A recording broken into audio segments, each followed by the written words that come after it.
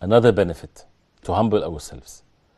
If a person sees another human being that is away from guidance, he's deviated from the truth, that means the favor of Allah is not bestowed upon him. Never to think that that person is not going to receive a favor from Allah. Or never to look down at that person in a way that a person would, brag about himself or degrade himself. Why? Because كَذَلِكَ كُنْتُم مِّن قَبْلِ فَمَنَّ اللَّهُ عَلَيْكُمْ. Allah subhanahu wa ta'ala said that in the Quran. This is how you were before. And this is in the context of, whether it's in the war or with the hypocrites and so on.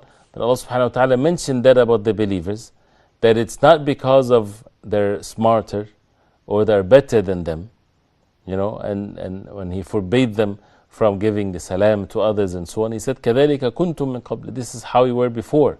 فَمَنَّ اللَّهُ عَلَيْكُمْ. Allah subhanahu wa ta'ala Allah subhanahu wa ta'ala bestowed His favor upon you. Right? And therefore a person should be careful and not to belittle people and not to think of oneself as superior or better and so on.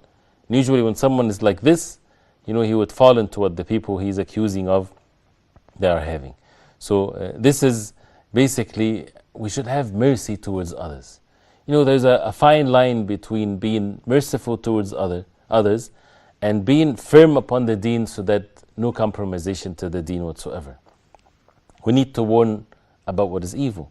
We need to warn against innovations in the deen and those who innovate in the deen, definitely. But also we need to have mercy in our hearts towards those who are committing sins. To have that mercy towards them, because Allah subhanahu wa ta'ala is the most merciful and He is the most compassionate subhanahu wa ta'ala.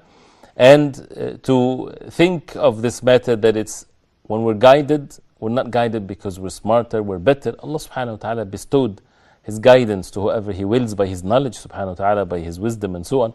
Nobody knows how his life will end. So that's why a person should humble himself and should not look down at others, but rather to have mercy towards them. How can we save them from the hellfire?